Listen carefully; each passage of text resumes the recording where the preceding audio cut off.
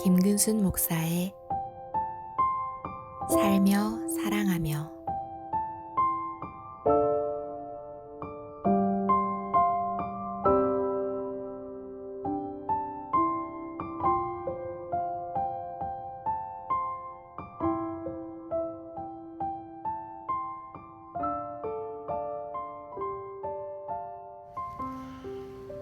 영화 밀양에서 기독교의 용서는 이 작품을 이끌어가는 주요한 소재가 됩니다. 극 중에서 전도연은 남편을 잃고 남편의 고향인 밀양으로 내려가는 시내라는 역을 맡게 되죠. 그러나 그곳에서 주인공의 아들은 유괴를 당하고 결국 살해된 채 발견되고 맙니다. 모든 것을 잃고 이 극심한 우울증에 시달리던 그녀의 눈에 이 교회의 기도회 현수막이 들어옵니다. 이후로 그녀는 교회를 찾게 되죠. 매주 교회에 참석하면서 더 나은 삶을 살기로 결심합니다. 그런 가운데 그녀가 결심한 한 가지는 유괴범을 용서하는 것이었습니다. 그래서 용기를 내어 교도소로 찾아갑니다. 그리고 자신의 용서를 알리기 위해서 면회를 신청하죠. 준이 때문에 하나님의 사랑을 알고 비로소 마음의 평화를 얻고 새 생명을 얻었어요. 그분의 사랑과 은혜를 느낄 수 있다는 게 얼마나 감사하고 행복한지 몰라요. 하나님이 이 죄 많은 놈한테 손 내밀어 주시고 그 앞에 엎드리가 지은 죄를 회개하도록 하고 제 죄를 용서해 주셨습니다.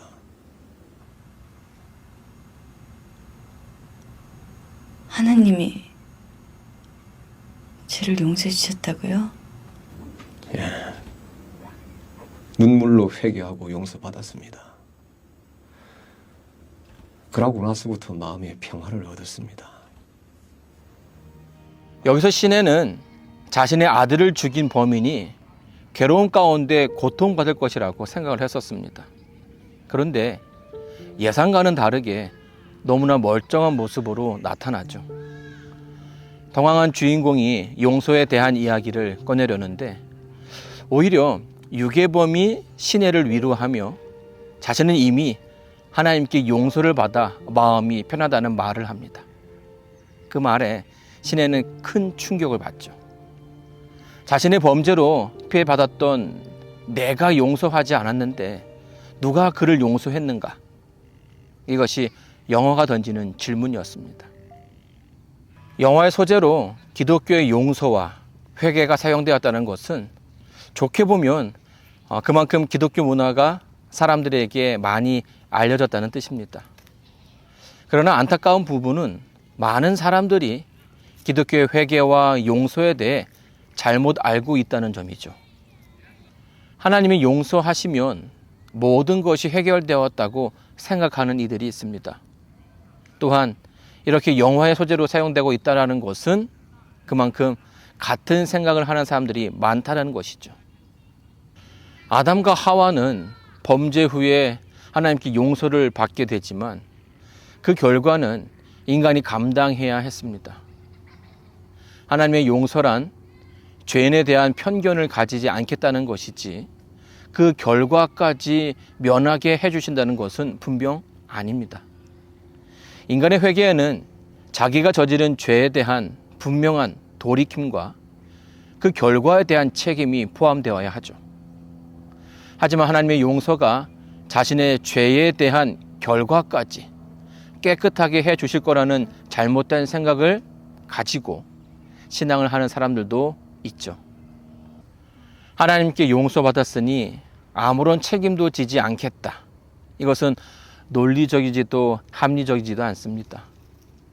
그러나 안타깝게도 이런 사상들과 생각들이 오늘날 우리 사회에 너무나 편만해져 있다는 것입니다. 그리고 그것은 곧 교회의 가치를 무너뜨리는 구실이 되고 있다는 거죠. 누가복음의 삭개오는 세금을 걷는 사람이었습니다. 보통 세리들은 평판이 매우 낮았죠. 왜냐하면 로마에서 거두라고 정해진 것 말고도 자신의 이익을 위해 더 많은 세금을 거둬들였기 때문입니다. 그래서 몸을 파는 창녀와 나라와 백성을 파는 세리, 이 둘은 관용적으로는 죄인을 표현하는 단어로 늘 함께 쓰였던 것입니다.